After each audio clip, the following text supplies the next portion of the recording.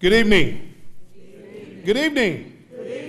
We're going to call the Dayton Unit NAACP 2014 annual meeting to order. And we will ask that Reverend Ayo lead us in an opening word of prayer. You can come up, Reverend Ayo. Lead us in an opening word of prayer. Let us rise.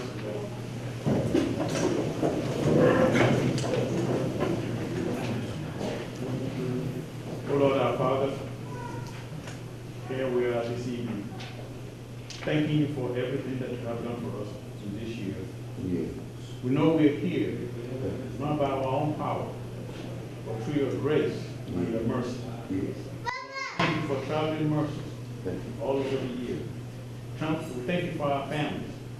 We thank you for the Dayton unit of NAACP as to what they have accomplished in the community in this 2014. Yes. And as we look forward to 2015, Lord, we believe that when we trust in you and we put our hands in your unchanging hands, everything will be all right. Yes. So we thank you for all those people that have come here tonight. As we come here to present information to the community, may this information be used to continue what we need to do for civil rights and human rights and democracy all over the world. Lord, we thank you for allowing us to be here one more time. And everything that we do here tonight, we pray to you that it will be done to move us forward into what we're trying to do in this country. In Jesus' name I pray. Amen. Amen. Amen. Because as you will notice on the screen, it says that that you should pray for your leaders. And as we talk about prayer, we always like to open up the meetings with prayer to ensure that everything is done decently and in order. Just want to kind of go over our meeting norms and our vision statement.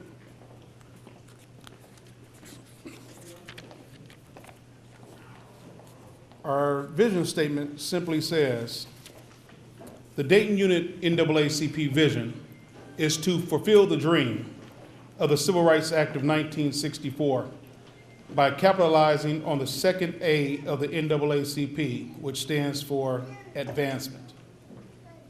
We are forever grateful to our forefathers and foremothers who fought the good fight so there could be political, educational, economic, and social equality of rights for all Americans. We salute them for their bravery. At this time, we have the roll call by our Secretary, Loretta Williams.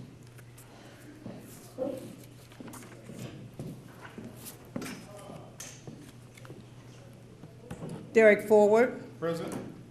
Reverend Branham. Present. Rosa Smith. En route. Tom Roberts. Present. Dorothy Treese. Present. Loretta Williams. Janice Kimball. Present. Kimberly Gaines. Excused. Tanea Bailey. Present. Patrice Bell. Stacy Benson Taylor. Excused. Chris Cordner. Here. Lou Dale. Jean Forward. En route. Felicia Hill. Latoya Howell. Here. Reverend Xavier Johnson. Minta Kimball. Cedric McGhee. Present. Dr. Carl Moyler. Dr. Ayo Agundeleye. Present. Carolyn Perkins. Present. Rajay Perkins. Present. Demetrius Rush. Christopher Shaw. Deborah Smith. Willie Terrell. Present. Anthony Whitmore. Dinah Williams. Excused. And Attorney Wortham Spells. Thus ends the reading of the roll.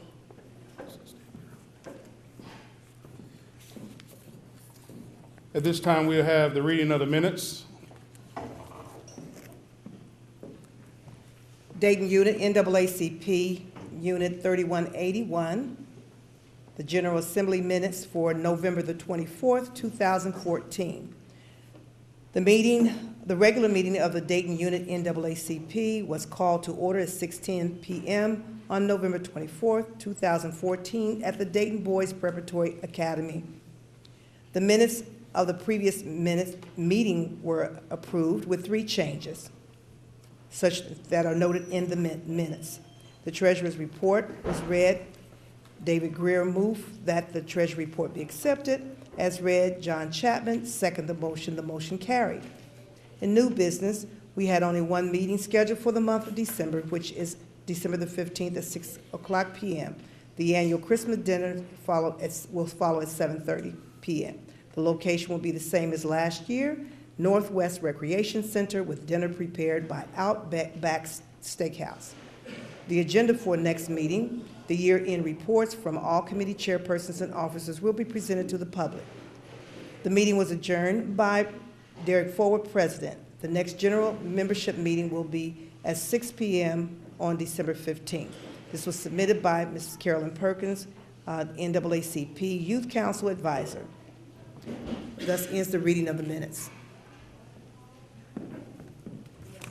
You heard the reading of the minutes. What is your pleasure?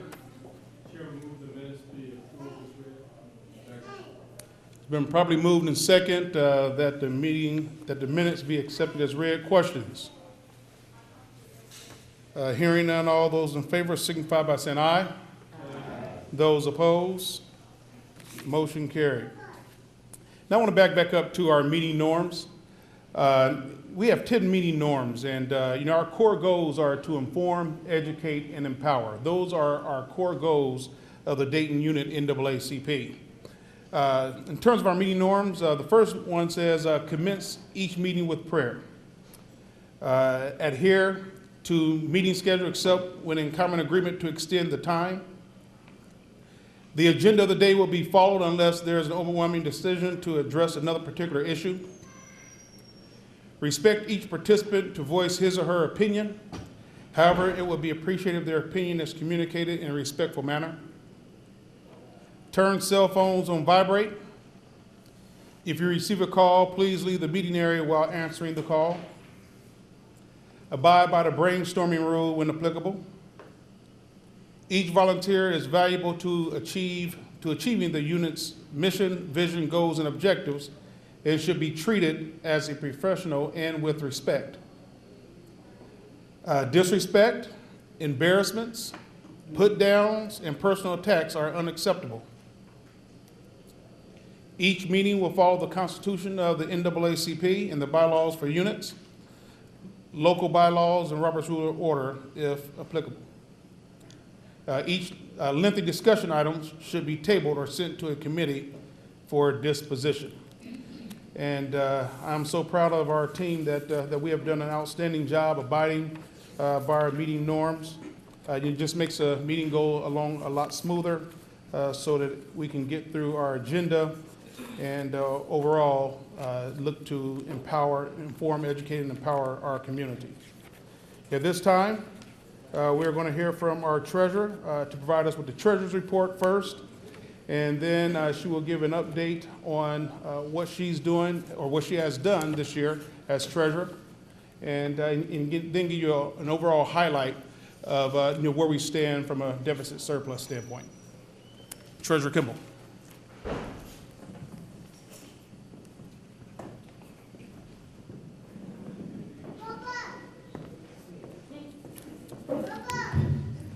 Treasurer's report for November 2014. Regular memberships, $630. Life memberships, $825. Freedom Fund 2014, $30,030. Youth funding, $15. Interest received for November, $17.47. Miscellaneous credits, $2,500. Income for November 2014 was $34,017.47.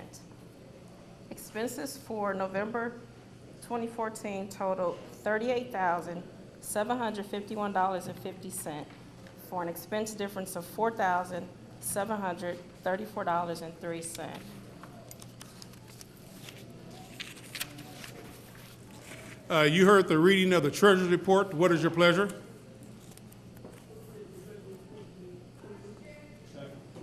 It's been probably moved in second to accept the treasurer's report as read. Questions? Hearing none, all those in favor signify by saying aye. Aye. Those opposed? Motion carried.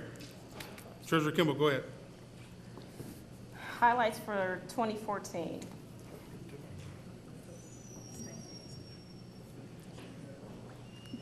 Maintain bank account by writing and signing off on checks. Made sure that the checks I wrote coincided with the check request voucher written by the secretary or assigned office staff. Stayed knowledgeable about who had access to the organization's funds and any outstanding bills or debts owed, as well as was aware and monitored any monies that were owed to the organization. Assisted in developing an annual budget as well as compared the actual revenue and expenses incurred against the initial budget. Stayed knowledgeable of the organization's financial policies as laid out in the NAACP's Constitution. Monitored income and expenses throughout the year and advised the president on the status of our financial position to ensure a surplus.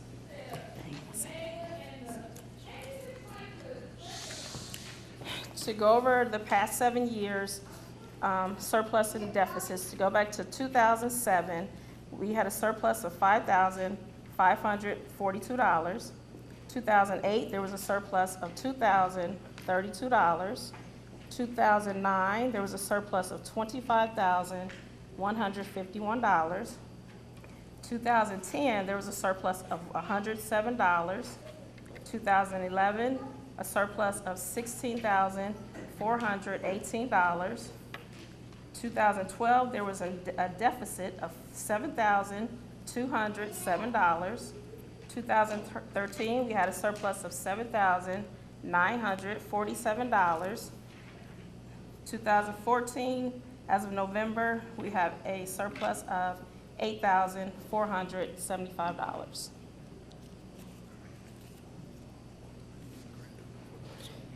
The grand total for the past 7 years, from 2007 to now, we have a surplus of $58,465.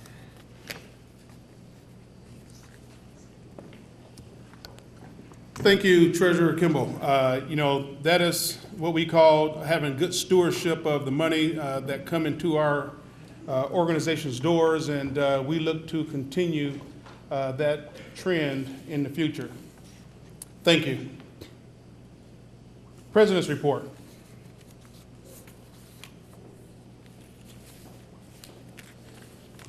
As already stated, there's a budget surplus of $58,465 since being elected president in 2006.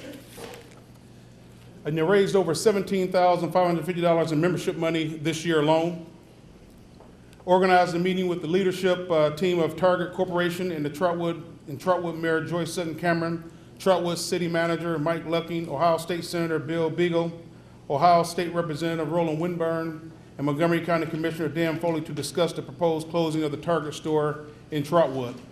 We had a very, even though the store did not remain there in Trotwood, but we fought the good fight to ensure that that we can keep that hub there, to make certain that there is products and services for the citizens within our community.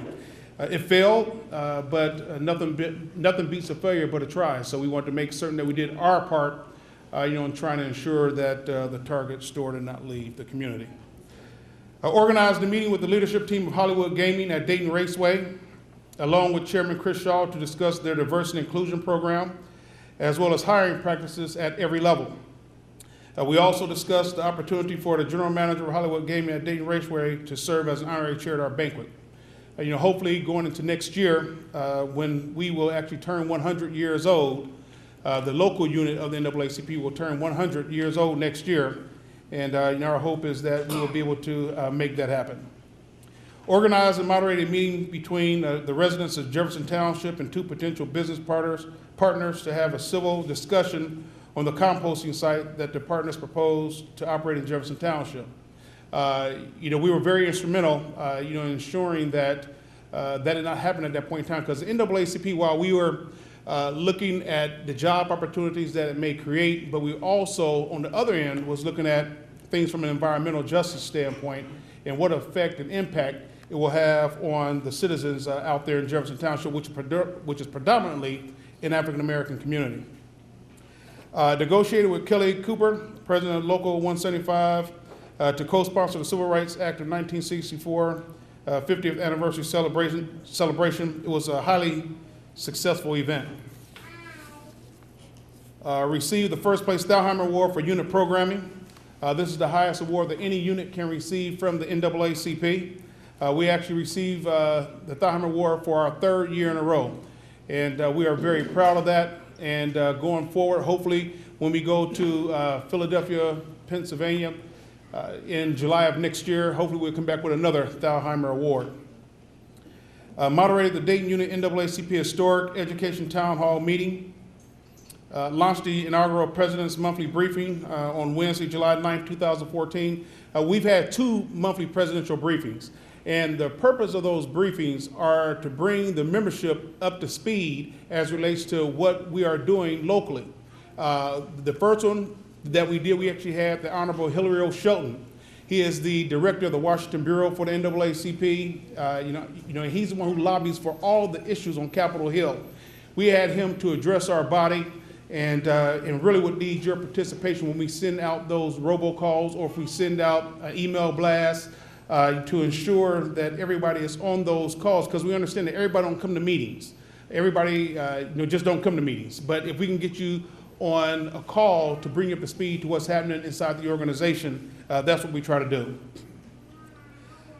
Organized a meeting with representatives Christopher Lipson, Keith Klein, Veronica Morris of the City of Dayton Economic Development Department to discuss business development on the west side of Dayton. That's a very critical issue for us. And that's why we met with that department to see what we can do collaboratively to bring businesses back to the west side of Dayton, Ohio. And not just the west side, but the east side, and the north side and the south side of Dayton. So a lot of times people say North Dayton. We're not talking about, north being, what do you call that, down Centerville.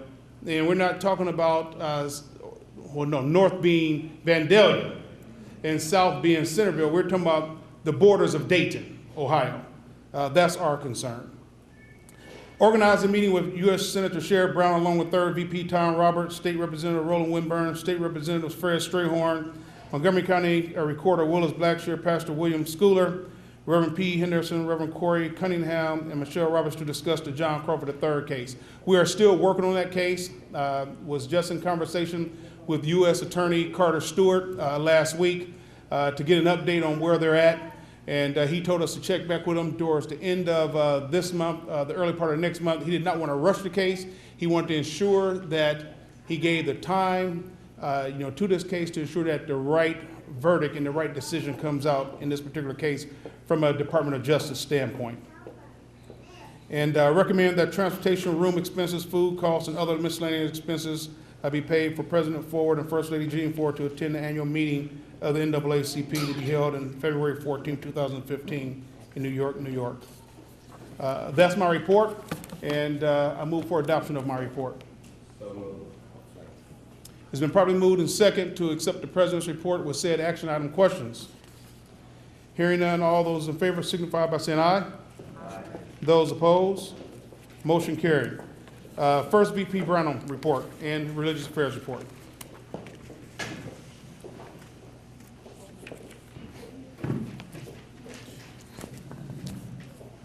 Good evening.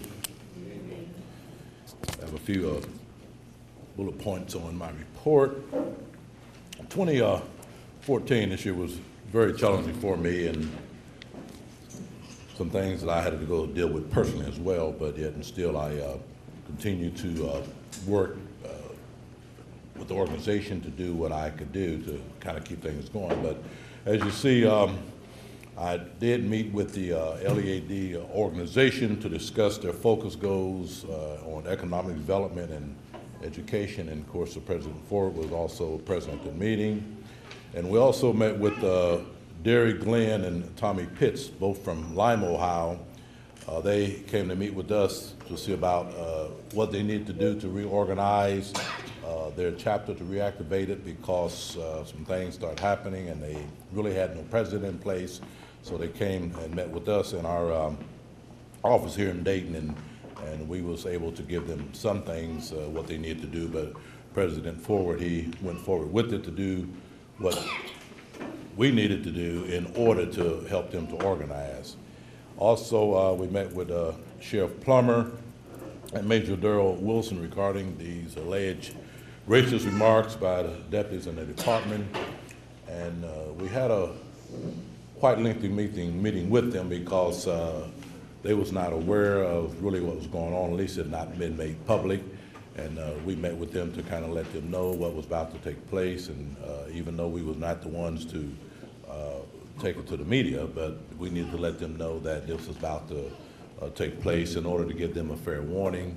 And they was ready to act on it that evening, but we knew they could not do anything that evening because we had not gotten approval from the national office to really release any real information to them. As far as in writing, everything that we spoke with them on was verbal, and up until we got the okay from the headquarters, our national headquarters, in order to release the information that had been turned into us.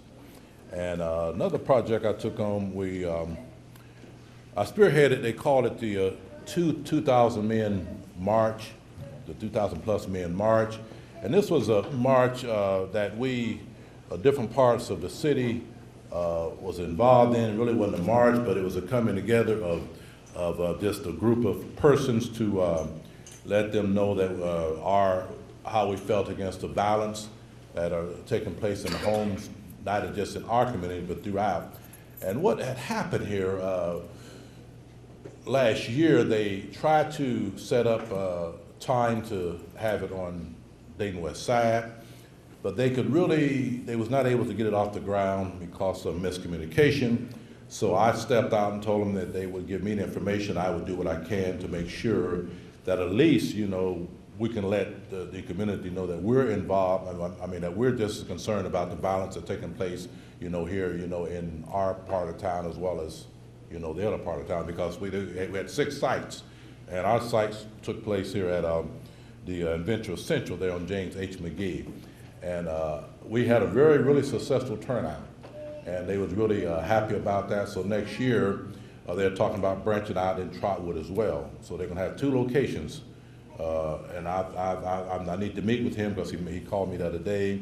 We're going to talk about a site in Trotwood for next year and probably use the same location here in Dayton because we are just as concerned. So letting our voice be heard and letting people know that we are not just sitting back and saying it's okay because it's not okay. And that was, these are just the bullet points, a few that I gave to President Foward that I would speak on this evening. And the Religious Affairs Report, I moderated the Dayton Unit monthly community meeting entitled, What Role Can Churches Play in Promoting Students' Achievement? And it was a success, but but what is happening, we just kind of have a problem of getting more ministers out.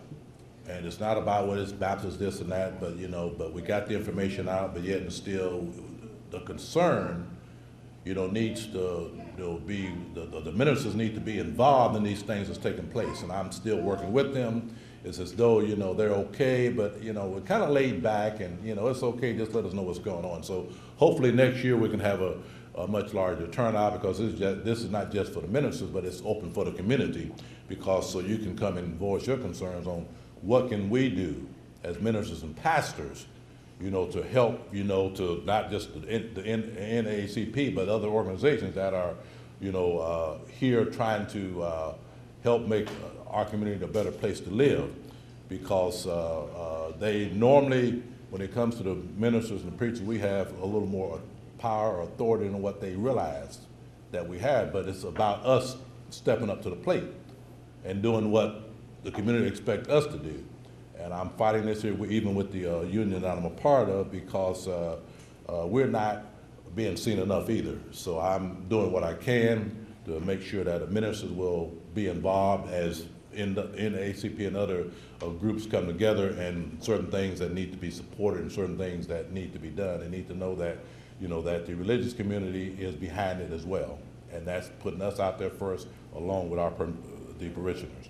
Also, I met with a group of preachers too, since I was trying to do a big picture, but there's a few that I know have an interest, so I've met with them and fed them, and we're talking about on how we just start with a small group, partner up with the NAACP, so that we can be involved just as well as our president and other organizations. So that was, the effort looked like it's going to be good, because I'm going to meet with them again after the first of the year, because it's as though I hear people say, well, where are the preachers? Where are the ministers?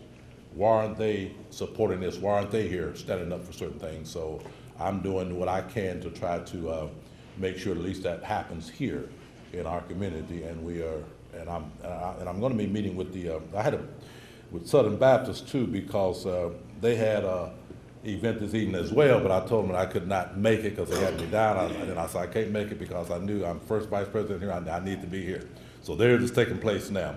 But I am going to meet with the person that is over the Dayton area in Southern Baptist, and trying to get him involved with some things that we're doing as well. Then that way he can bring other churches in and with people with other ethical backgrounds other than just us. So hoping that we'll meet about the first of the year. So we just want to make this a collaborative effort. And so that ends, my report from a few things that I did during the 2014. And I would like at this time for y'all to make a motion, or somebody make a motion to accept. Oh, you're gonna do that then? Just say move for adoption. Okay, move for adoption of my report, the first VP report, as well as the religious affairs report. It's been moved. Is there a second? Second. It's been probably moved and second to accept first VP Brown's report. Questions? Hearing none, all those in favor signify by saying aye. Aye. Those opposed? Motion carries. Second, thank you very much, first VP Brown. Second VP Smith.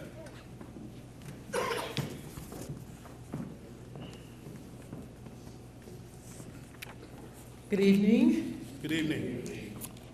Rosa Smith, as introduced, and I'm the second vice president of this wonderful, wonderful group of group of people, NAACP, Dayton NAACP. So my report, I believe you have both the health report and the second VP report, and I'll start with the second VP report. 2 years ago, I had a stroke, and thank the Lord, I'm totally recovered, and have had the honor, the pleasure of having the full support of the NAACP, the body, and our president, and our officers and executive committee. So for that, I'm very thankful, and I want you all to know that. I was able to attend most executive committee and general membership meetings, supported all committees' endeavors as requested, and helped with AXO when I could.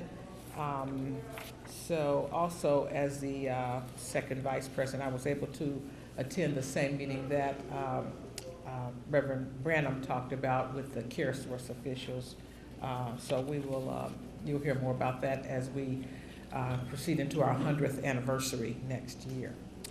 So as far as the Health Committee, this has been a very exciting year for the Health Committee. Felicia Hill, who I don't think I see has acted in my stead a lot of the time, and I certainly appreciate that.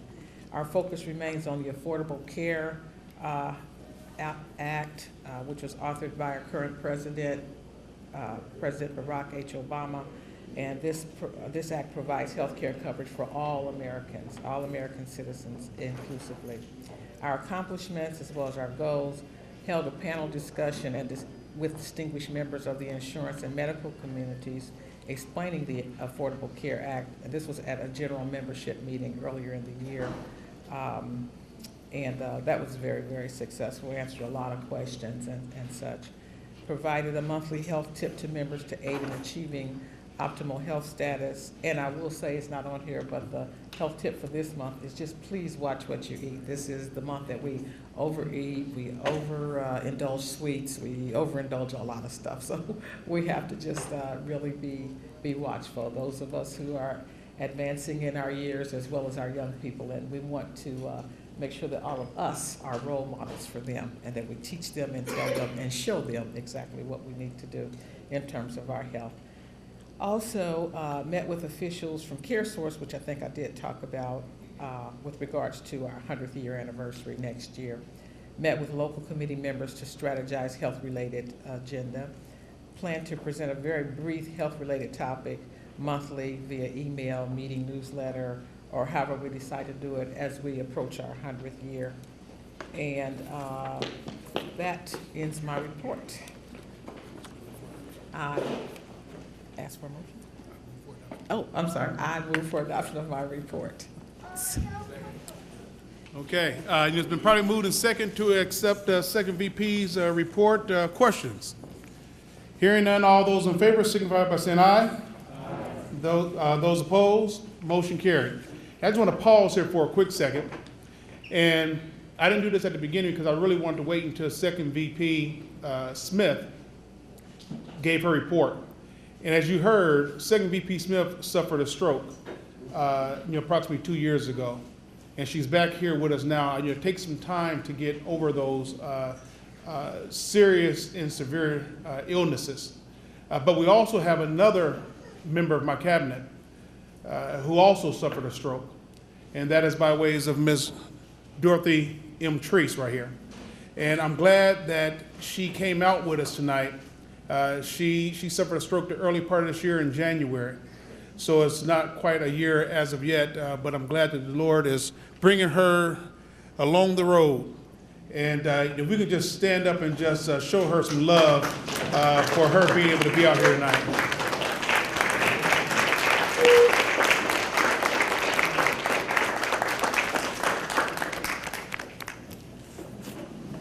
So that was two of our officers who suffered strokes, one this year, one last year.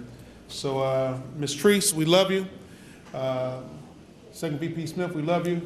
And we will definitely keep both of you two in prayer inside of your recovery. Okay, third VP, Tom Roberts, and Political Action Chair Report. Thank you, Mr. President. The Political Action Committee and I, as third vice president, were pretty busy this year, so I'll share with you some of our activities. I moderated a Dayton Unit NAACP monthly community meeting entitled Freedom Summer 2014 Freedom 50 Movement. For those of us who are baby boomers, the young people who presented this were very active in the Freedom Summer movement. And they went down to Jackson, Mississippi, and many of them are the young people that you see are Wright State chapter of the NAACP, the young people that you see on TV who are out there demonstrating for Walmart and the John Crawford. So these are our NAACP students at Wright State University, and I was about to say, for us baby boomers, this is the next generation of the Student Nonviolent Coordinating Committee, the SNCC. This is the modern version of SNCC. I was, over 2013-14, I was a monthly guest on WDAO Expression program hosted by Michael Ecton. During the program, I would keep the listening audience abreast of current issues and legislation pending in Washington, D.C. and in the state of Ohio. We had two successful meetings with Congressman Mike Turner of the 10th District of Ohio. We were seeking his endorsement of the Voting Rights Act of 2014. Congressman Turner endorsed the act and eventually co-sponsored the bill. And he went a step further. He participated in a press conference with myself and the president to show his support of the Voting Rights Act of 2014. We had a very successful community forum in October, our Meet the Candidates, candidates for the Ohio General Assembly, Montgomery County Auditor and Commission, and judges for the Court of Common Pleas, as well as the county auditor, were all participants in our Meet the Candidates. On October 25th, we had our first Voter Empowerment Super Saturday. On this day, we encouraged early voting, made telephone calls reminding voters of the new voting sites, of their new voting sites, and the importance of early voting.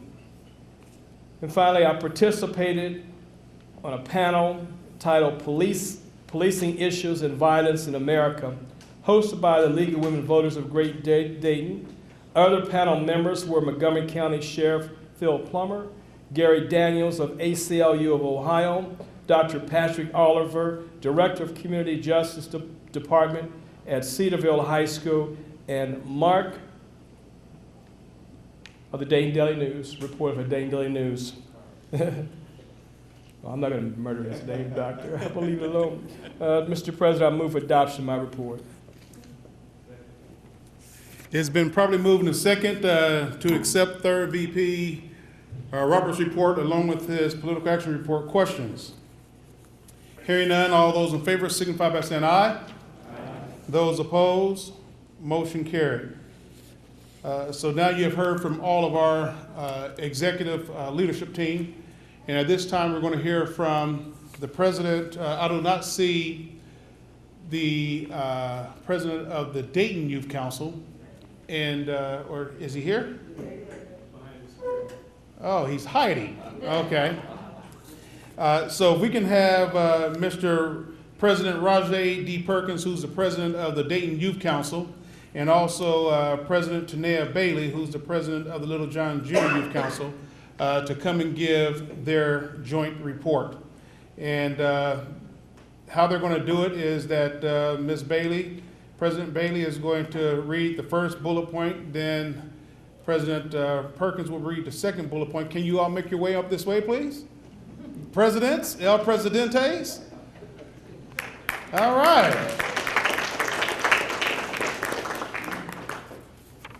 So, you know, Dayton Youth Council are our youth that's ages 14 and up to 20 if they're in college. And then our Little John Junior Youth Council are our youth ages 1 through 14. So President Bailey and President Perkins.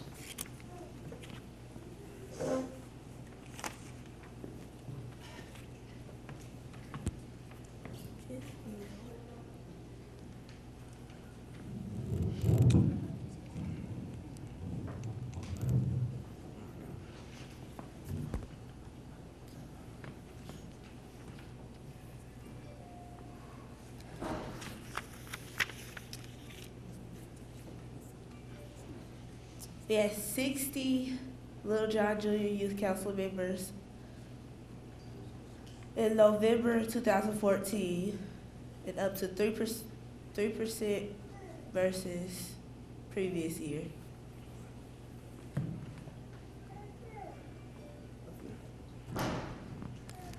$31 DYC members, November 2014, year to date, down 31.11% versus previous year.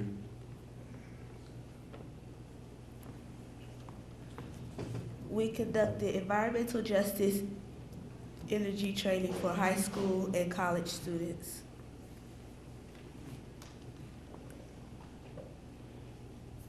Moderated a Dayton Unit NAACP monthly community meeting entitled Juvenile Justice. Provided school supplies at our back to school, stay in school event. Participated in 2014 MLK March and donated game system for a raffle. Held 2014 Black History Month program with Duran Bell.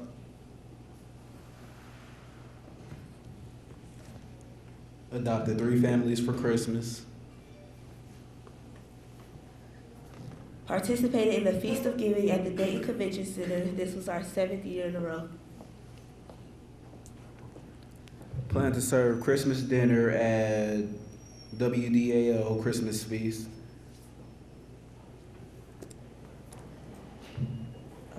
Little John Junior Youth Council Financial Stewardship as of November 30th, 2014.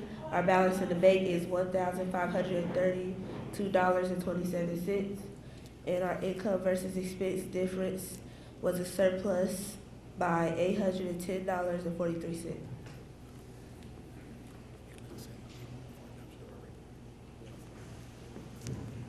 Okay, and now we move for adoption of our report. It's been properly moved and second to accept, the joint report of President Bailey and President Rajay Perkins, who serves as our Little John Junior Youth Council President and Dayton Youth Council President, respectively. Is there a second? No, it's already second. All those in favor signify by saying aye. Aye. Those opposed? Motion carried. Great job, you guys.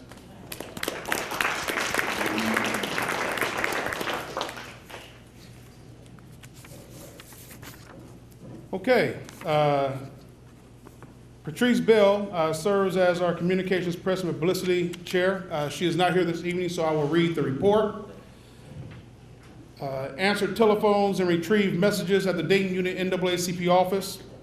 Finalized a chronology of the Dayton Unit NAACP and posted it on our website. So for those of you who want to know a little about the history of our organization here locally, I would encourage you to go to naacpdayton.org, naacpdayton.org.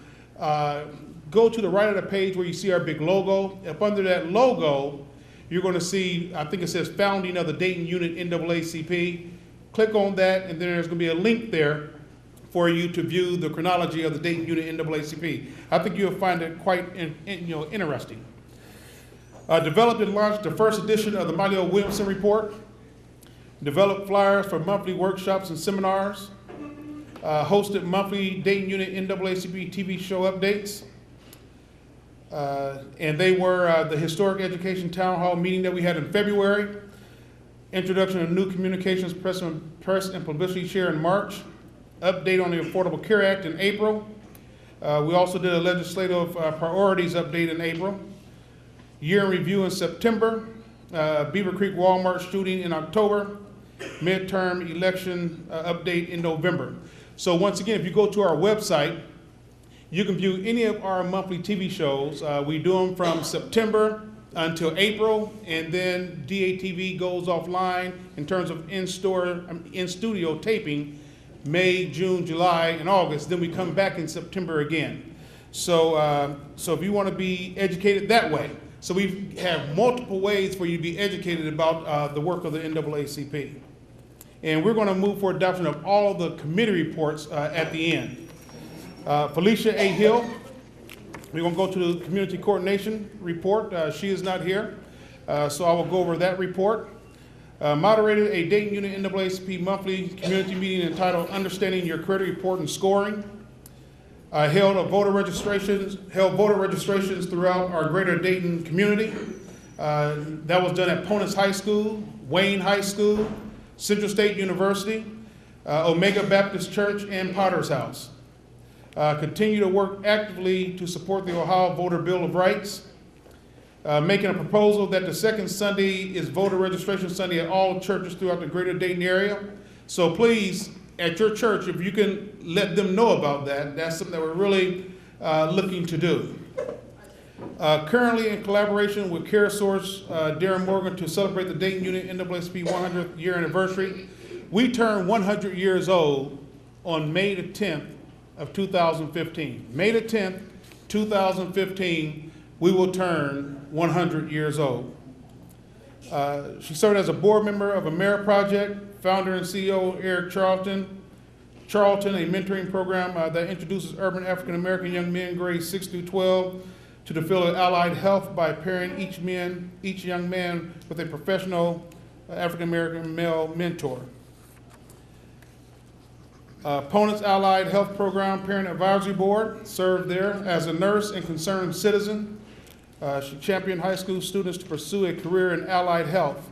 Also ensured each eligible student is registered to vote while encouraging them to get involved in politics and community activism through organizations such as the NAACP, Ohio Student Association, and Youth for Justice. Captain of Evergreenwood Neighborhood Watch in Huber Heights, currently collaborating with the Huber Heights Police Department Chief Mark Leitner to ensure that the police department is a reflection of the community and raising an awareness for more community policing versus criminalization while lending her support to help with the process. And we do have a seat at the table by ways of our community coordination chair. Support the NAACP, OFA, OSA, and young people for justice in the protests against police brutality and excessive force. So that's from our community coordination chair, Ms. Felicia Hill. Chairman McGhee, is he here? Okay. Chairman McGhee, if you can come up and give your report. Chairman McGhee is the chairman of our AXO Youth Program. Chairman Cedric McGhee.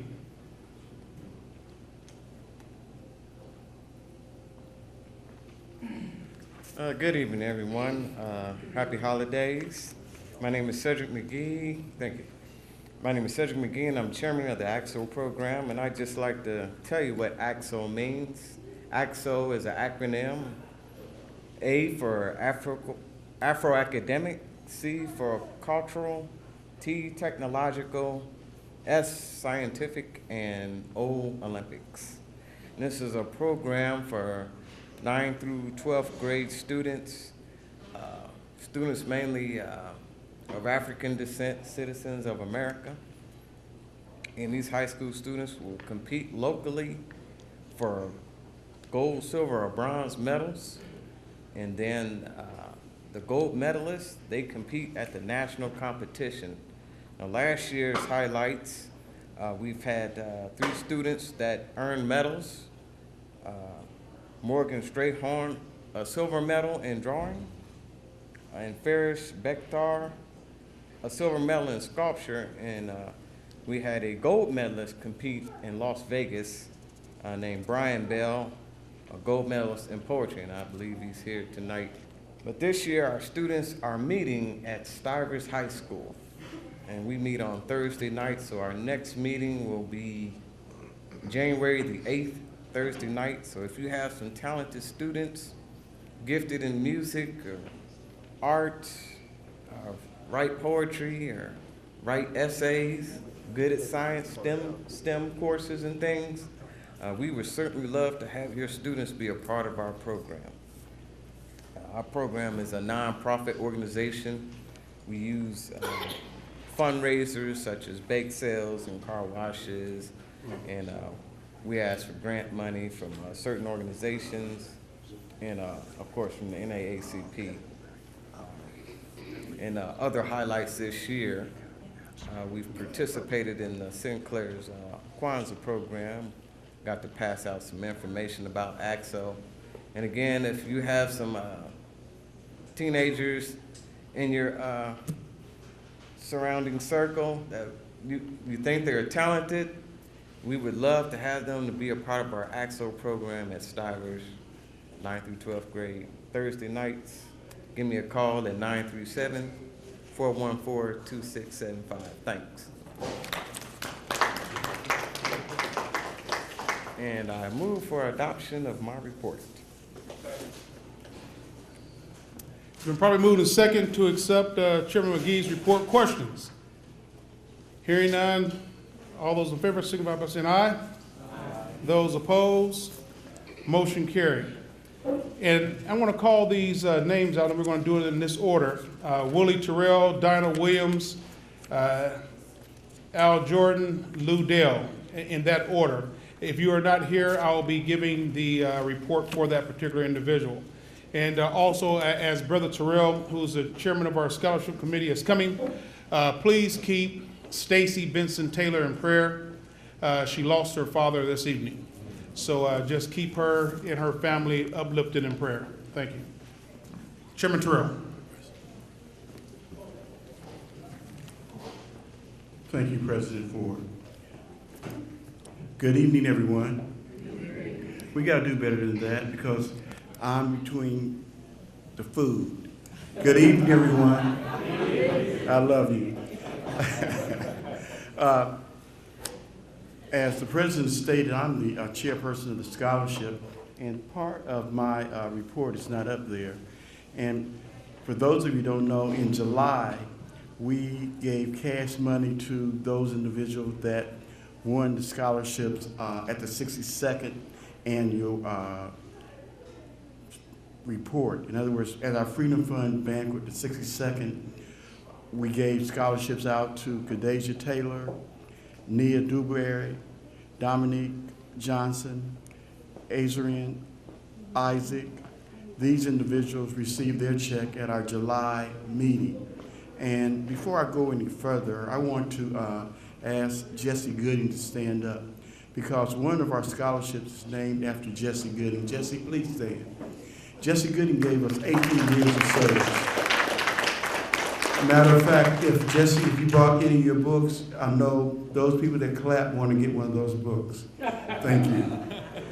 And then also, at our 63rd Freedom Fund banquet, we awarded scholarships to Elijah Allen, Isaiah Davis, Aya Bazar, and Renee Smith. These individuals will have to show proof of graduation as well as whatever school that they're going to go to. And also, please recognize our president, because one of our scholarships is named after President Foward. Give President Foward a hand. It's always great to recognize someone while they're still living, give them their flowers. So Jesse and Derrick, thank you for all that you do for the NAACP. And then also, as you heard our president speak earlier in his report, he talked about memberships, and he was the first in memberships. Well, guess who's the second in membership, bringing in memberships? I'll keep you guessing. Thank you. And trust me, he's on my heels too. And it's always good to have a leadership team that stands right beside you. Because I did say at the beginning that we were going to do all of the committee reports. We're going to move for that adoption at the end. And my first VP is keeping me on track there with that. So we're going to move on with these reports. Dinah M. Williams, she is sick tonight, as you heard. She was excused from the meeting this evening, but I will go over her report for her. And this is, Dinah Williams is the Membership and Life Membership Committee Chair. Membership renewals are down 23.17% November 2014 year-to-date versus the previous year. She constantly encouraged family, friends, and executive committee members to renew their memberships throughout the year. And I can say that she did that. And I want to say, if you could really help us out this month, because when we go for that Thalheimer Award next year, a big part of that Thalheimer Award is membership production.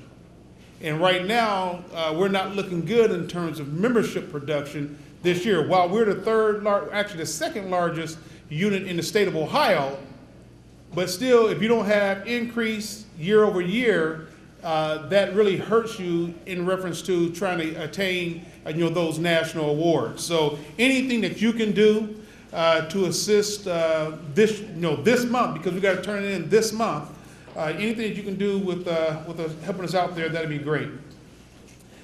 There were 32 fully paid life members November 2014 year to date. That's up 45.45% versus the previous year. She attended several community events to promote the Dayton unit NAACP with anticipation of them joining the organization. Conducted a powerful membership drive at Summit Christian Church. Invited potential members to monthly community meetings. Encouraged them to view our website and monitor our Facebook page so they are knowledgeable about the work of the Dayton unit NAACP.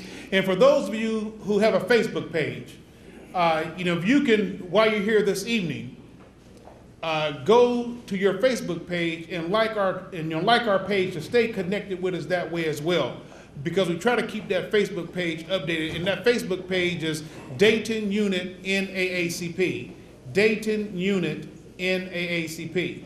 And on that Facebook page, we're probably about 3,600 fans. We really had a goal at the beginning of this year, or toward the midpoint of this year, to have over 10,000 online activists. We didn't quite get there, but with your help, asking your family and friends to like our page, we can get there. She attended the NAACP 105th Annual Convention to be informed and educated on the latest NAACP Civil Rights Agenda, and she was elected to serve a 2-year term as an executive committee member. Al Jordan, who served as our education chair, spearheaded the Dayton Unit NAACP Historic Town Hall meeting on education. We assembled a well-educated and distinguished group of panelists to discuss 3 core areas: district performance, school safety, and school funding.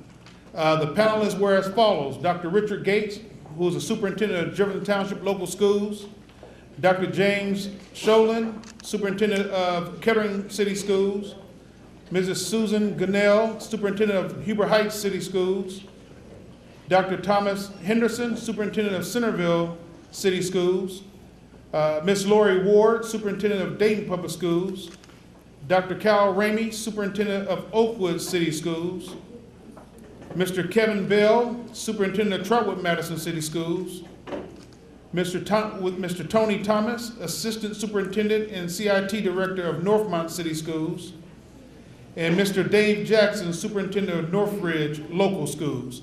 So to be able to have all of those superintendents to discuss those key areas, that was an historic time inside the Dayton community to bring all those educational leaders together at one time to discuss those particular issues. Now this time we're going to hear from Lou Dell.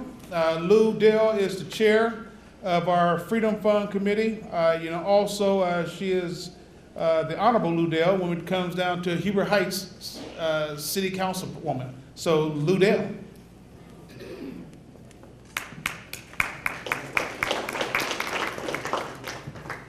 I declare tall people, just forget about us short people. Thank you, Mr. President. Got to get the spectacles. First of all, it is indeed an honor for me to be with you this evening. Excuse me. I know that all of you have heard of the Freedom Fund Banquet. And if you haven't, I'm here tonight to explain anything that you want to know about the Freedom Fund Banquet. And I also take any monies in advance. Okay, I'm going to tell you a little bit about that because we are beginning to plan 2015. Now, last year, well, I'm talking about last year, actually this year, was not a bad year. It was a lot of hard work, but thank goodness we had some good people working with us. I'm sorry, I didn't get any water before I came up. And of course, I don't see any water for the working people up here, but I will get through this. Just keep me in your prayers. This year, we raised over $136,000 for our Freedom Fund Banquet, up 14.28 versus previous year. I'm waiting for an applause. I know that's right. Because with the economy like it is, and we're able to do that, and people are working with us, we deserve that applause. Now, break down, who was that so kind? The senator? He always knows what to do. Okay, excuse me, pause for the minute. Ooh, Lordy, that's good. Don't go away. Let's stay right there. The platinum level sponsorship 3 up 50% versus previous year. Yeah, diamond level sponsorship was up 1 flat versus previous year.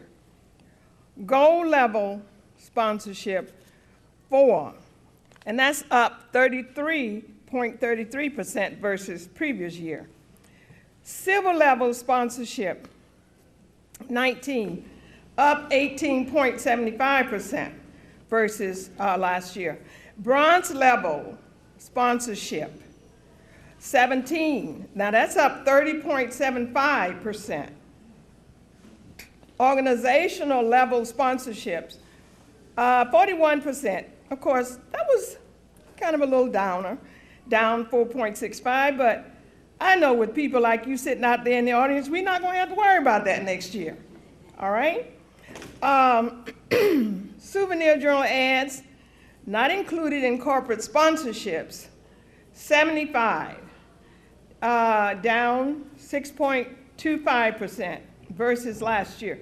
Now, I know that all of you all are doing something that other people would like to know about, other people would like to read about. So right now, just start thinking in your heart that next year, you heard that we were down a little bit. Next year, you're going to take out at least a personal ad. Give me some nods. I'm sorry, like the preacher.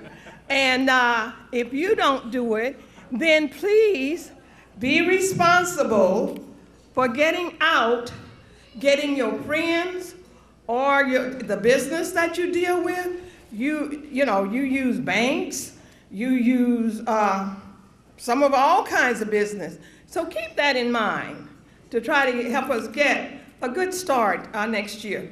Now, anytime you hear about the Freedom Fund banquet, it's going to be a good time, a joyful time, and you also receive a lot of good information that's useful to you and your family and friends.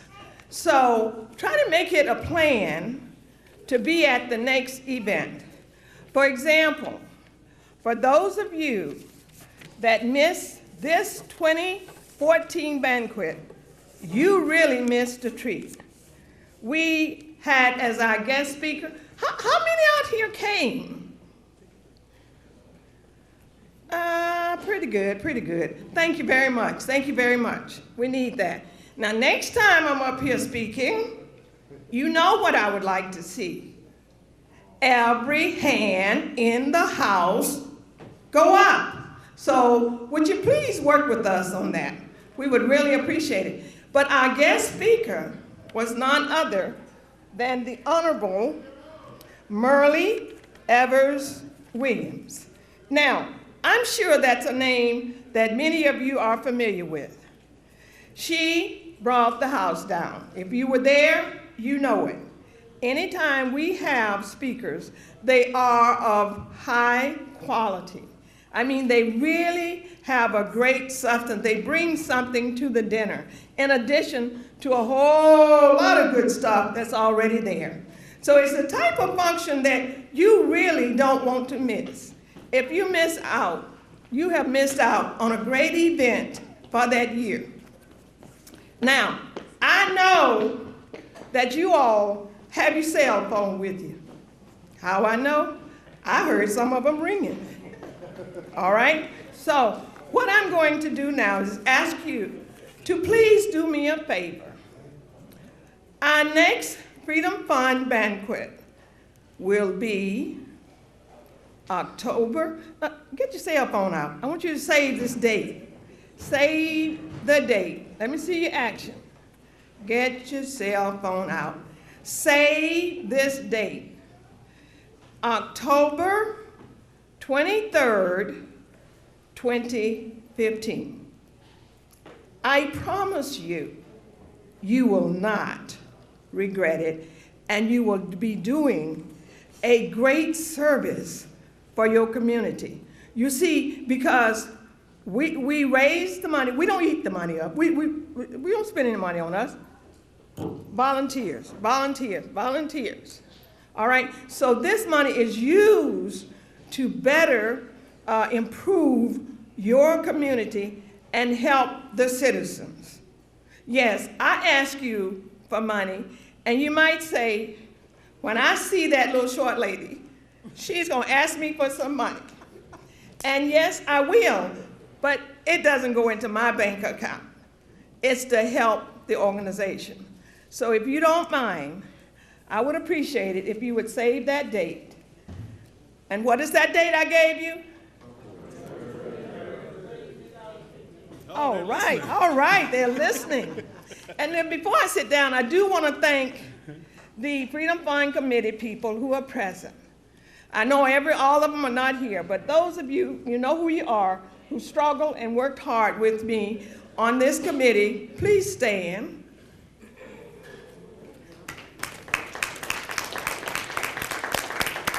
Yes, thank you very much. We have a few others, but It's a small group, but they work hard. And I want to say to them personally, and just in case this goes on TV, am I on TV? If not, put me on, because I want to thank them. You have no idea what it is to work with me, okay? But we get the job done.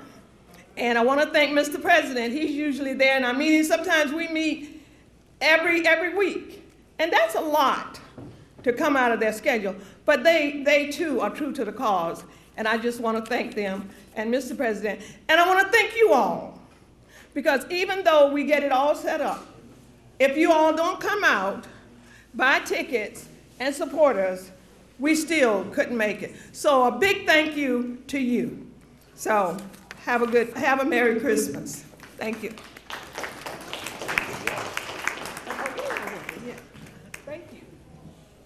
Thank you. Thank you, Chair Lady Dale. The next set of reports are going to be in this order. Chair Lady Lori Coleman, Chairman Chris Cordner, Chair Lady Wortham Spells, and Chairman Chris Shaw. In that order, you're going to see on the PowerPoint presentation. And then after that, I'll do a fifth, and then Chair Lady Deborah Smith. So in that order. For Chair Lady Lori Coleman, who is not here with us this evening, she's the chairperson of our Criminal Justice Committee. And what she's been involved in is she thoroughly investigated the Beaver Creek Walmart shooting, death of John Crawford III, and held a press conference in relations to the case. She's currently monitoring the progress of the U.S. Department of Justice as they investigate the case. And like I said, we were in contact with his office last week, and that's U.S. Attorney Carter Stewart. And then thoroughly investigated the racially charged text messages case of deputies on the Montgomery County Sheriff's Department. And she's currently seeking public records requests to finish up the investigation.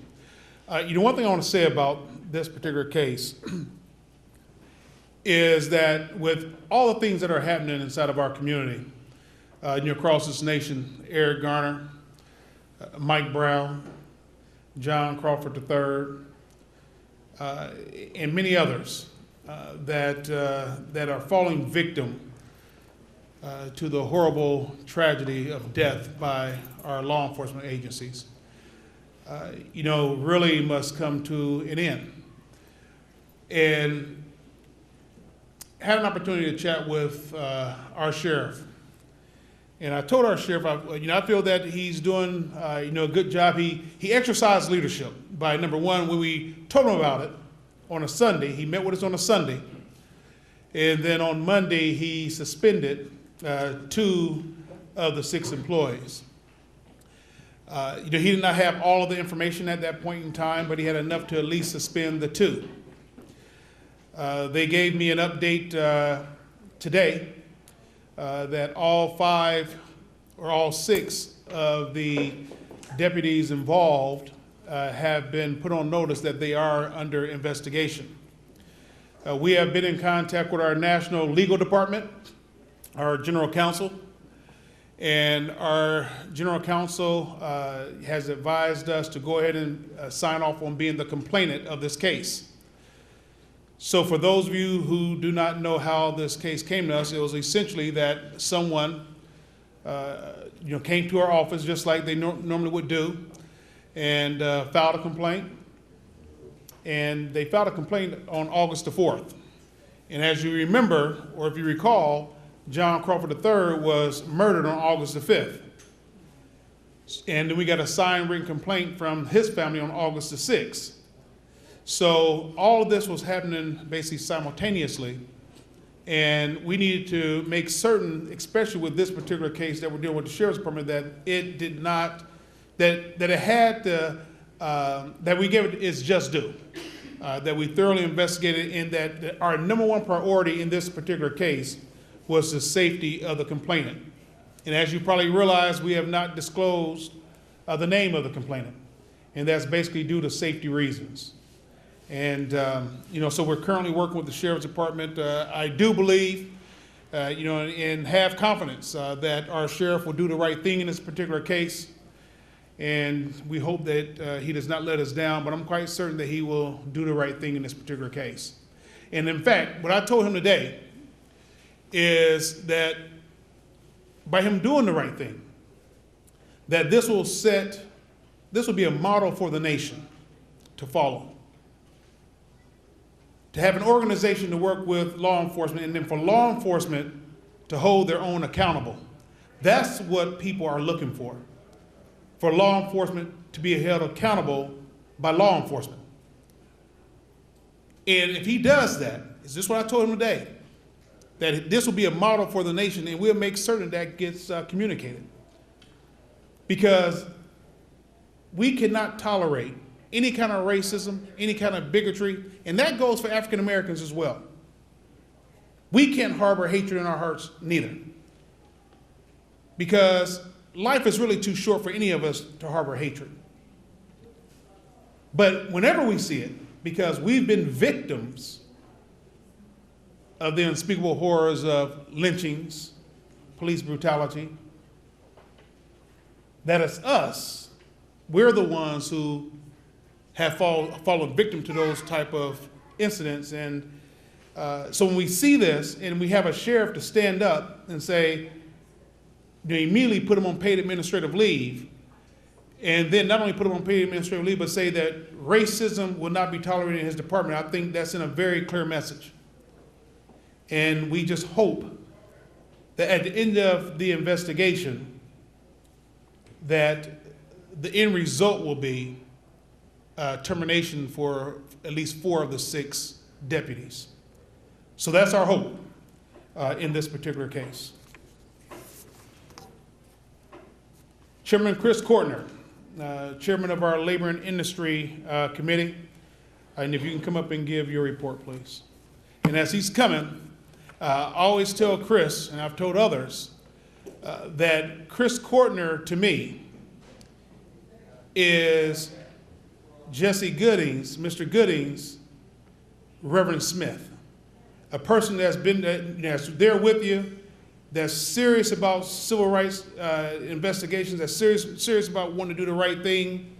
And I tell Chairman Courtner all the time that he's my Reverend Smith that Mr. Gooding had. Chairman Courtner.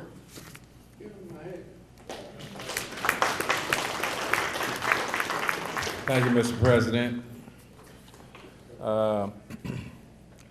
During the year, I investigated over 160 cases. That's up about 0.5% from the previous year. The breakdown is as follows: 57 labor and industry cases, 114 legal redress cases, and that's only because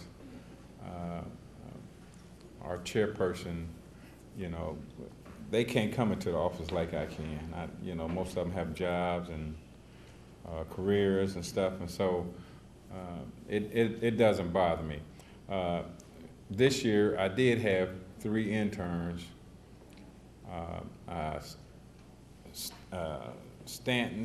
Taylor Stanton, Kathy, and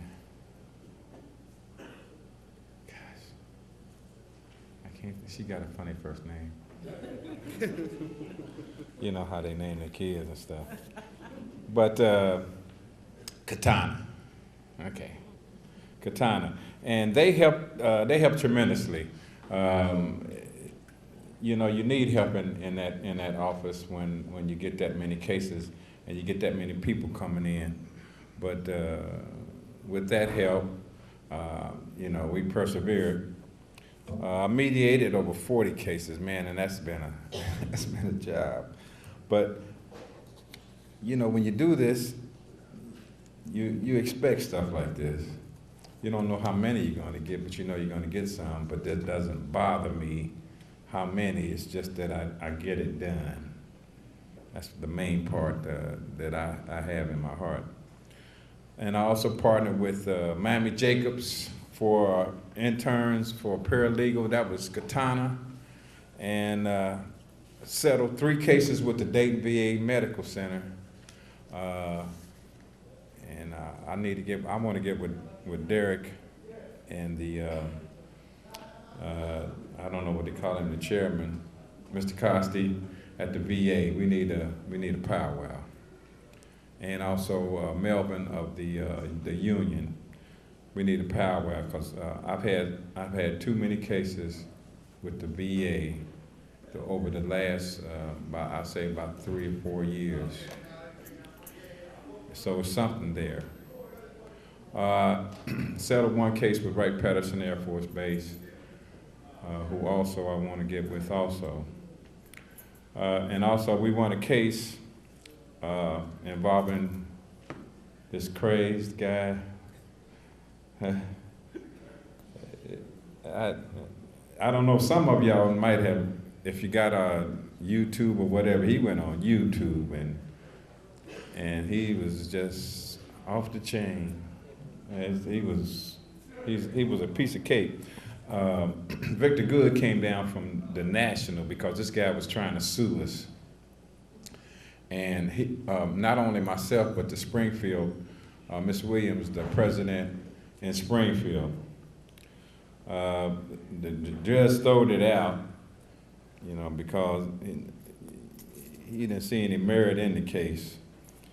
And also, Derrick and myself met with 2 FBI agents that came into the office. They came to our office, and we sat down and talked to them about some. They actually asked us what it was that concerned our community, our branch, about some of the things going on in the community.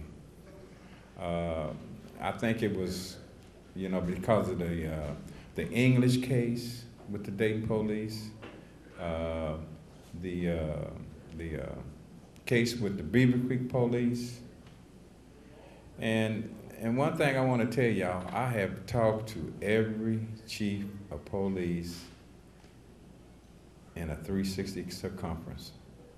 I have been to, because of the lack of people in the outer counties and so few blacks that are in these counties, they call Dayton, they call me. So I'm traveling near and far, but I don't care about that either. It's a love for me to serve people, and white, black, Hispanic. I've had several races of people that come in to the office. It doesn't matter. It really doesn't. So with that, I think I give it back to my president. Thank you. And he's absolutely right. He has a love and a passion for this work. And, you know, to come inside the office every day, now he's retired from GM, but ever since he's been doing this job, he's been coming to the office every day as if he's still working a job. And basically doing it free of charge because we don't get paid for what we do. And, you know, going out on casework with people, writing letters, in support of our clients, or our complainants, I should say. And, you know, just do a great deal of work. And you know, and as you heard so far, it's still yet more work to be done. But our organization, a lot of people really don't know and understand the amount of work that we do until you come to one of these meetings, to really be able to see all of the different committees at work and to see exactly what they do. Attorney Mia Wortham Spells Legal Redress moderated a Dayton Unit NAACP monthly community meeting entitled Stopping the School to Prison Pipeline. Chairman Chris Shaw, Economic Development.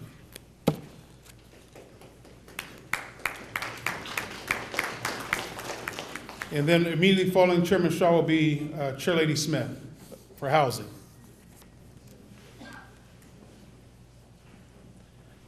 Good evening. Good evening.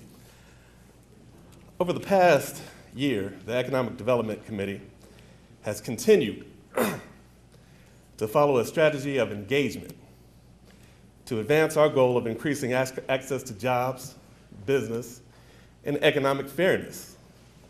It's what we've always done.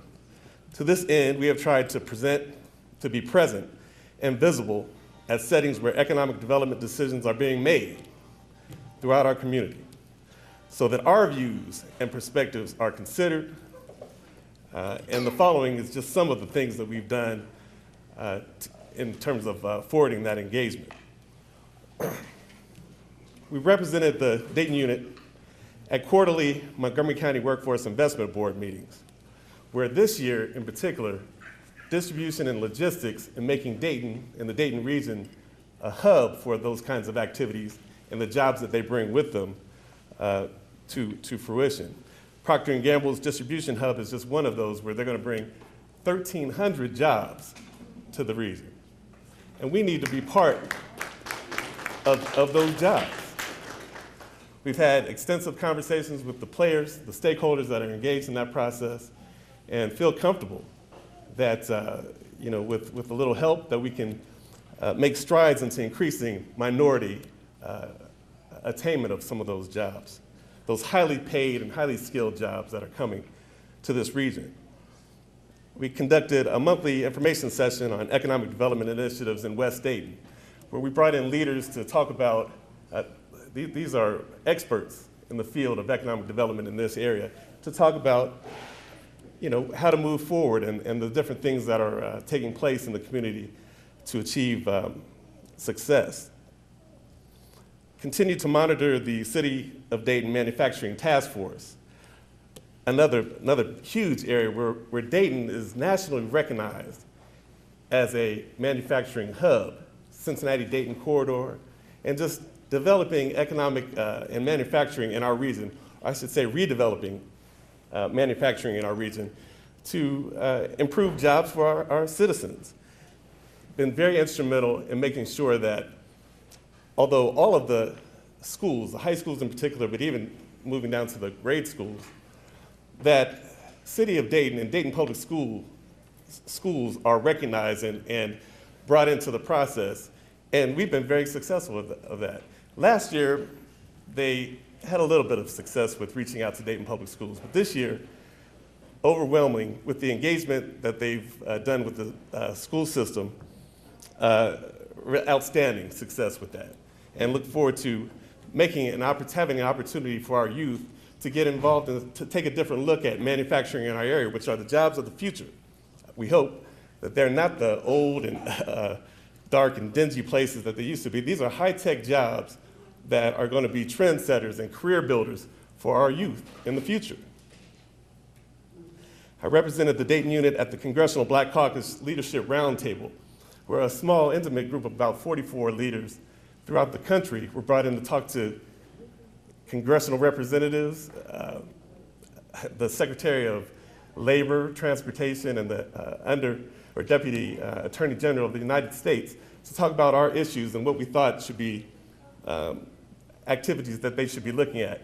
And I'll tell you, at that meeting, Dayton and the Dayton unit NAACP was recognized in that room as being a leader in terms of some of the activities that we are dealing with in our unit.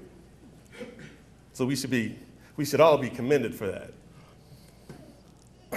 Monitor the Minority Business Assistance Center as an advisory board member. Monitored the Chamber of Commerce Minority Business Partnership, which has led the region in reaching out to minority businesses to have us have the opportunity to engage with folks around here, the general contractors, having access to the business resources that are necessary to be successful. And we have a leader here, a business leader here that is the primary contractor on the Metro Library project, which is a huge success, and I think the partnership was very instrumental in bringing part of that together. Some of the aside things that are not necessarily related to economic development represented the unit at the Voter Bill of Rights statewide summit, where again, our unit was recognized as a national leader in bringing about voting rights. So I think our president in particular should be commended on his leadership in that regard. I continue to represent the Dayton unit on the Community Police Council, and I see David Greer here, who has been instrumental. He's a member, a life member, has been instrumental in bringing about better community police relations. And we've engaged with them and are very proud of the work that we've been doing. I think David would say the same thing. So I want to thank you for your time, and we'll continue to move forward with economic development. Thank you, Chairman Shaw. Now we're going to hear from Chair Lady Smith, who's the chairperson of our Housing Committee.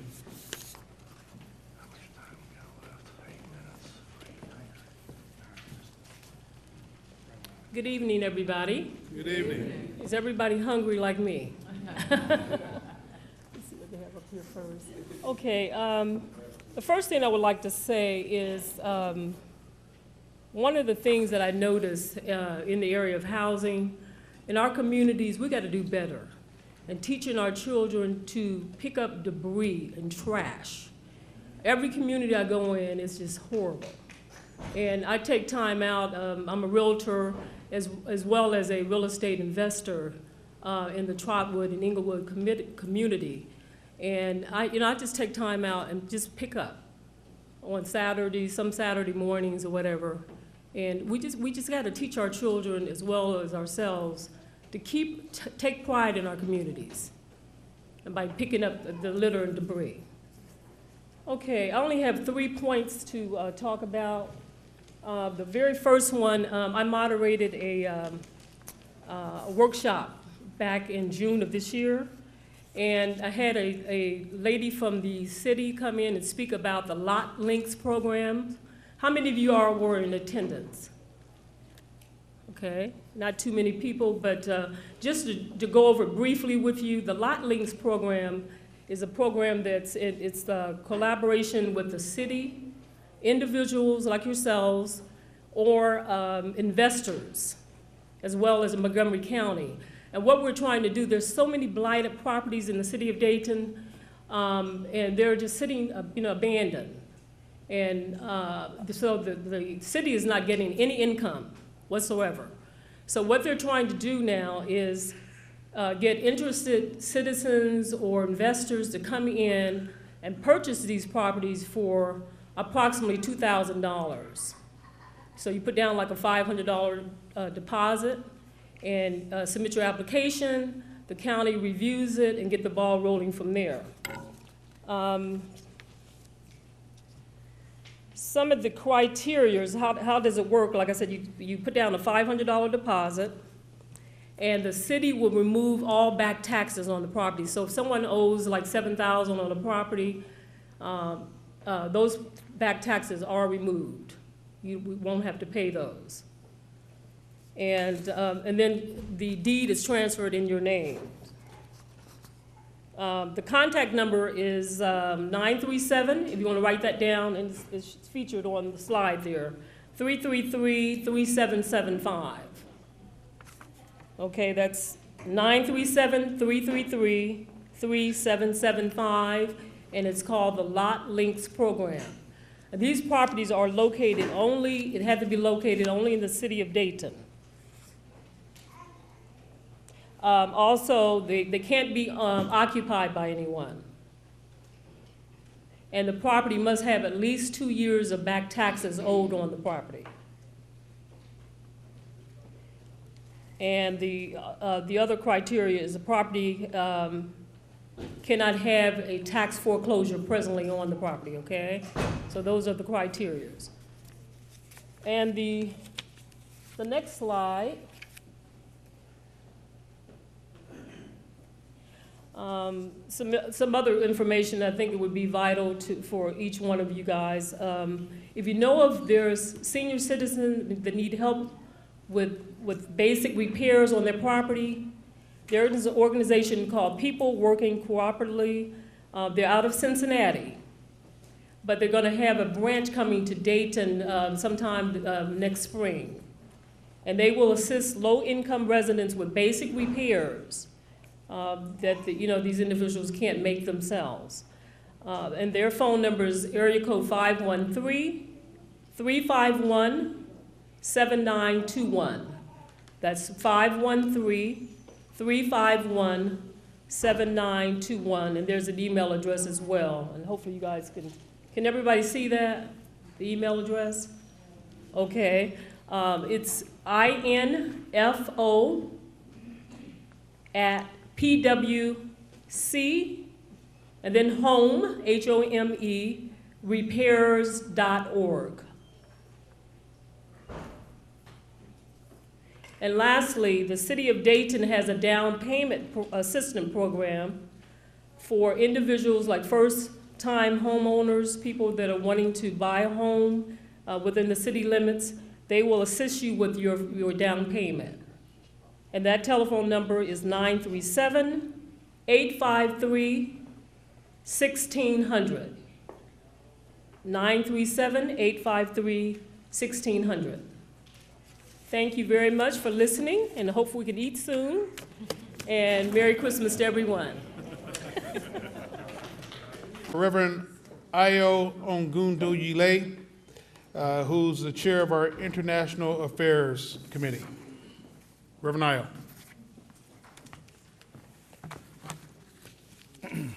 Good evening, everybody. Good evening. Merry Christmas in advance, and Happy New Year way in advance. Well, I'll be giving you some information on some of the activities that transpired during the year. I remember between 83 and 89, I was on the Minority Advisory Council for Congressman Tony Hall. And during that time, a lot of things that were happening in Dayton, which he wasn't versed on. Those of us, about 25 of us on that commission, were able to tell him each time he came home once a month, we met with him. So the same spirit is what we brought here. Information going on in Washington, D.C. under the International Affairs as to what this group is doing, and communicating with the congressmen and the senators, moving things forward, especially in the third world countries, some of the things I'm going to discuss with you tonight. The first one I have on the list is to advise the community of the continuous support of NAACP that it gives to the passage of the Jubilee Act, which was voted in place in 2000 to bring debt relief to impoverished nations. And this was voted in 2000, Millennium Development Goals. And that is what they intended that for, was to bring all nations between that time and 2015 so that all these nations can come up to par with the rest of the world. So basically, when I brought information to the group, we're supposed to write our congressmen and senators and let them be aware that we are aware of this and we want them to support it. The other program that I had that brought to the meeting was the information. This was an NAACP victory on the Haitian Family Reunification Parole Program. This one was designed to actually help the Haitians, because anytime they have some of their family members here, and for one reason or the other, they try to keep some of them back over there, and they kind of stifle their progress in trying to get either their green card or whatsoever. So this NAACP victory on this unification parole program enables all the Haitians that are here that apply for the green card, they don't have to go back. They just have to stay here until it is approved, so that there will be no, all the little things that they do. They got all kinds of games that they play when it comes to all these people coming from Haiti. And the problem they had in 2010, the problem that they had with the earthquake and all the devastation. So they're trying to do as much as possible to help them. So U.S. Department of Homeland Security will establish the program in 2015 as directed. And then NAACP supports lifting the trade and travel ban against Cuba. This has been in place for more than 40 years. Just to let you know that NAACP, your group, support the Cuban people.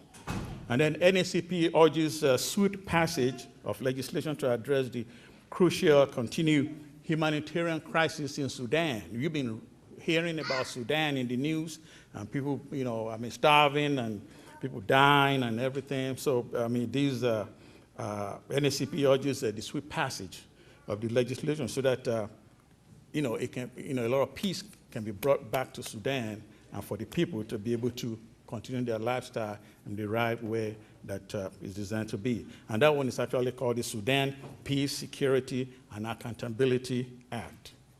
And then lastly, I attended the 84th Annual State Conference in Springfield, Ohio, of NAACP.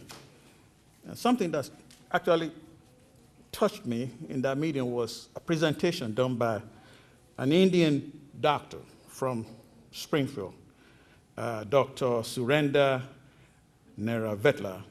He's the director of cardiac surgery, and he shared information on salt. And he shared information with us which actually startled, well, we know that salt causes a lot of problems in our body, but he shared that information in the way that really drove the point home. And he let us understand that he had done a lot of surgeries that he didn't need to do, that we as black people should reduce the amount of salt that we eat, that we put in our food.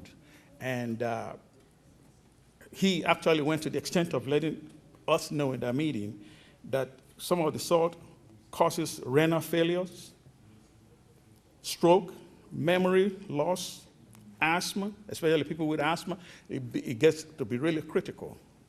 And then stomach cancer, and then osteoporosis. The Monday after that, I went to my doctor, who is in his 40s. And I said, Dr. Nwokoro, tell me more about salt. And he said, he did studies on salt too. And he said when he drives through McDonald's, he tells them not to put salt on his kids' French fries. And he said, a typical example that we need to know as black people is that the dosage that we have on those French fries is enough for 3 days.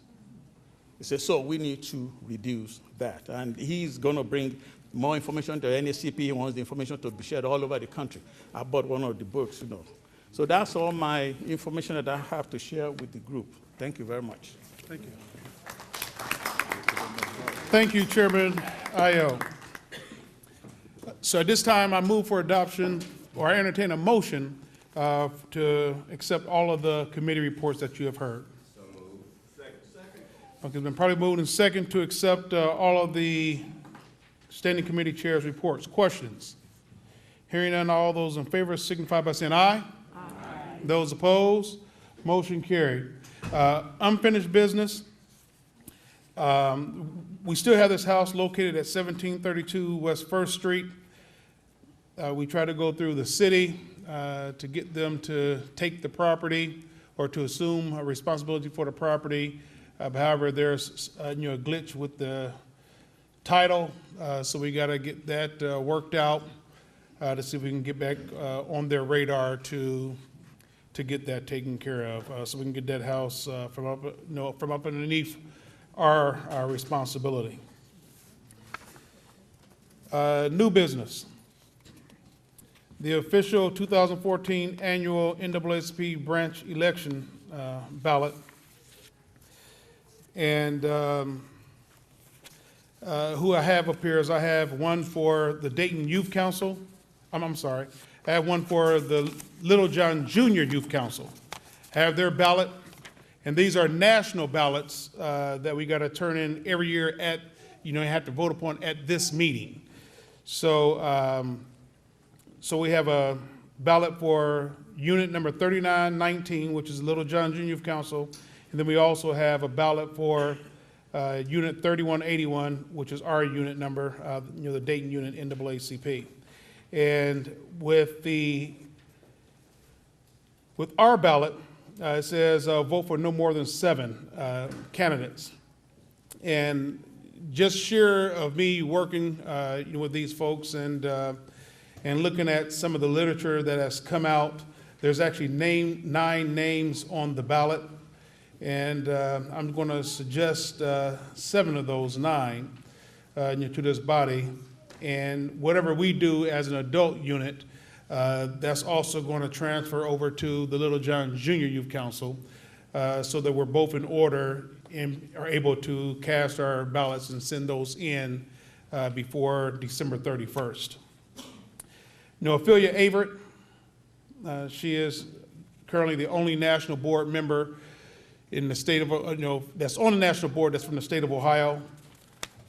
Fred Banks, he does a lot of the, when we're at the national conventions, he's up there serving as parliamentarian over the main reason why we go to a national convention. That's to set policy for the next 12 years, or for the next 12 months next year. Amos Brown, longtime pastor out in San Francisco, California. Edward DuBose, used to be the state president of Georgia. James Harris, not for certain exactly who James Harris is. Derrick Johnson, used to be the state president, or still the state president of the state of Mississippi. Mady Robinson, don't quite know who Mady Robinson is. I'm quite certain I probably know her if I see her there. Leon Russell, who's currently the vice chairman of the board of directors for the NAACP. And Yvonne White, who's the current state president for the state of Michigan. So I'm hoping that this body would recommend these 7 names out of the 9 I just called: Ophelia Averitt, Fred Banks, Amos Brown, Edward DuBose, Derrick Johnson, Leon Russell, Yvonne White. Is that 7? Yes. Okay. And then also for the adult unit, we got to vote for no more than 1 candidate for a regional position, a regional person going to the board by the region. But there's only 1 name, which is Barbara Bowley Williams, who's the state president for the state of Indiana. So there's only 1 name, and the youth does not have that on their ballot. So I entertain a motion at this time. Second. It's been probably moved and second to accept those 7 names for the adult unit of the NAACP 3181M, for the Little John Junior Youth Council 3919. Questions? Hearing none, all those in favor signify by saying aye. Aye. Those opposed? Motion carried. 2015 calendar of events. You can go to our website probably, by the end of this month, up under calendar of events, you'll be able to see our 2015 calendar events for the year. Dayton Unit NAACP 50th inaugural ceremony, looking at a projected date of January the 8th, 2015. To take place at where we've had it at for the past few years, which is at the courthouse downtown. And then in February, we were actually established at Zion Baptist Church on February the 15th, I believe, 1915, but didn't get officially chartered until May 10th, 1915. But maybe in February, we may have a second installation ceremony, since we are celebrating 100 years next year, and do that celebration at Zion Baptist Church.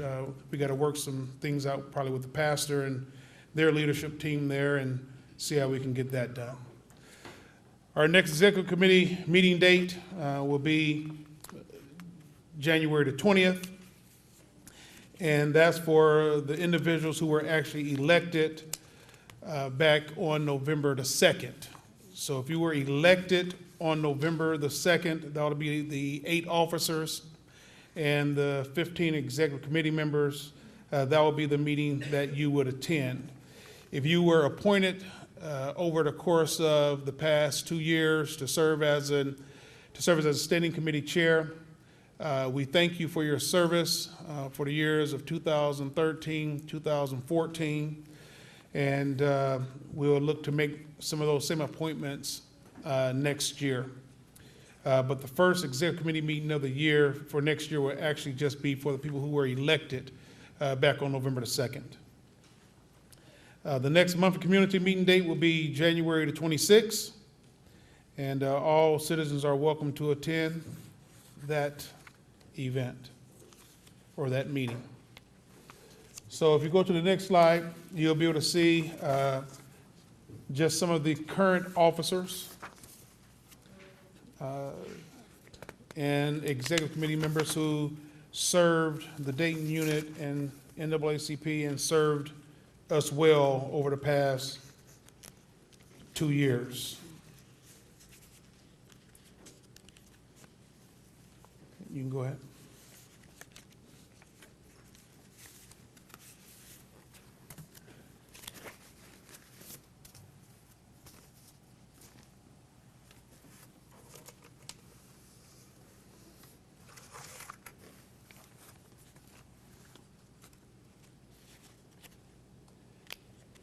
So as you look at those, go back one, please.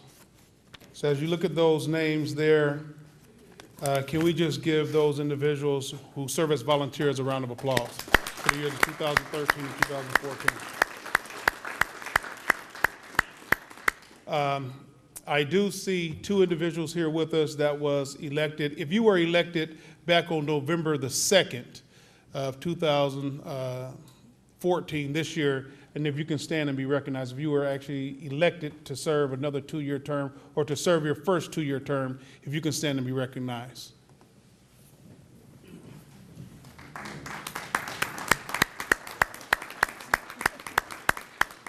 So the names that are different would be Eric Ellington, please stand. He is a brand new executive committee member. We look forward to working with you. And, he goes to Emmanuel Missionary Baptist Church, and we look forward to working with you and your pastor over there. Thank you. And then the other person who stood up who is not currently an executive committee member is Arnetta Gary. Can you stand up, Arnetta Gary? She is another new executive committee member that's coming aboard for the next 2 years. And when we had Rise to the Polls last year, she was one of the people who actually rode inside the car from downtown at Courthouse Square to go register to vote, and the news camera was inside the car videotaping her from, for the Dayton Unit NAACP giving rise to the polls. So we look forward to working with you. And any questions? I hear silence because everybody smelled that food over there. Okay. I just have one last thing, and that is for all of this person's hard work, and dedication throughout the year. I just want to 2 final things. Is that I want to present. Even though I don't. Yeah, I think he is a life member. Aren't you a life member, Mr. Chris Kortner? Fully paid life member? Well, I want to be able to give you this license plate that says NAACP life member, okay? So when you ride around Dayton and thereabout, that people know that you are a life member of the NAACP doing the work of the NAACP.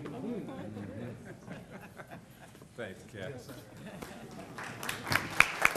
And it's one thing I want to say, and that's when Derrick first came on board, we was bumping heads. But Derrick has he has evolved just like I have in the job that we do at the end up in the NAACP. He don't get credit for a lot of the work that he does because he's got a hell of a job at Speedway, and then he has to come and do all the work that he does at the branch, and he's one hell of a fundraiser. I'm gonna tell you that too. I don't know, he got knee pads because he do a lot of begging, I'm gonna tell you that. But I like for everybody to give Derrick a nice hand because he's done a great job.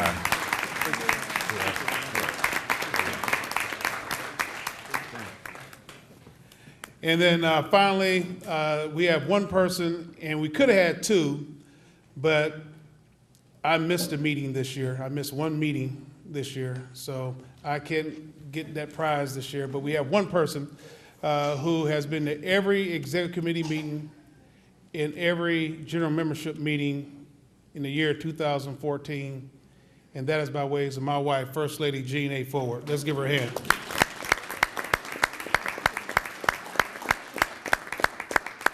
You know, and it's good to have, you know, a nice woman by your side that keeps you in line and that's supportive of what we do.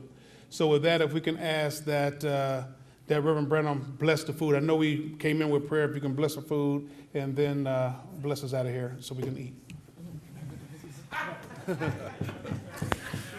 Let us pray. Father God, we come again. We thank you, Lord. We thank you for stay. We thank you for allowing us to conduct this business and for this fellowship.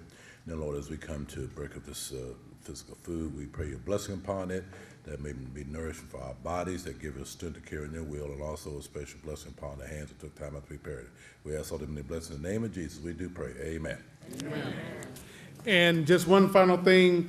Let's give Outback and Mr. Andy Derrick standing right there. Wave, Andy.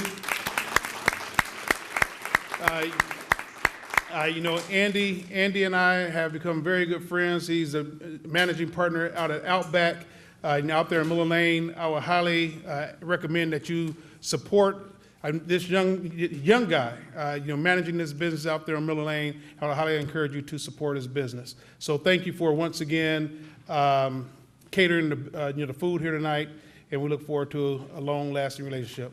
Let's eat. Merry Christmas and Happy New Year.